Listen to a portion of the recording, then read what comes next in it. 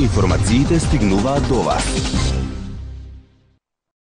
Беровската опозиција му фрли ракавица на градоначалникот и го предизвика на двобој за освојување на мнозинството во Советот. Со овој потек пред новогодишно кулминираше кризата во Беровскиот општински совет, а матните меѓупартиски игри ги засенија програмите за работа на клучните општински органи, доведувајќи го во прашање и изгласувањето на буџетот на општината. Председателот на Советот Јован Матеничарски, кој доаѓа од редовите на опозицијската СДСМ, си поднесе оставка. Според градоначалникот, оставката е под присила од централата на партијата, бидејќи Матеничарски бил конструктивен во неговата работа.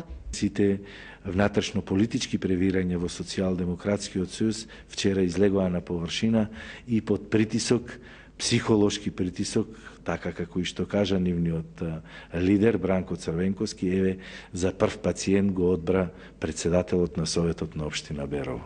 Поранешниот председател на Советот за Канал 5 кратко одговори дека тој ја почитува одлуката на партијата, но оставката ја понудил и од лични причини. Од штабот на СДСМ се децидни: ние не сакаме да бидеме дел од популистичката политика на градоначалникот.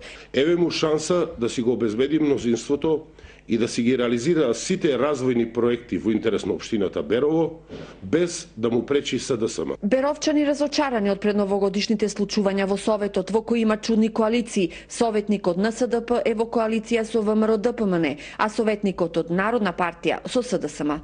Советниците нека се свестат и одлуките убаво да ги даваат, а не само да се збираат тамо на кафињи. Треба да сватат една работа. Народот ги избрал без разлика од која политичка партија се. Ги избрал за доброто на Берово. Доколку не се изгласа општинскиот буџет тежок 202 милиони денари, општината до 31 март ке работи со одлука за времено финансирање. Инаку пред 2 месеци советниците не го изгласи и ребалансот на буџетот, со што отидоа курбан 10 милиони денари, пари од странски донатори наменети за проекти во Берово.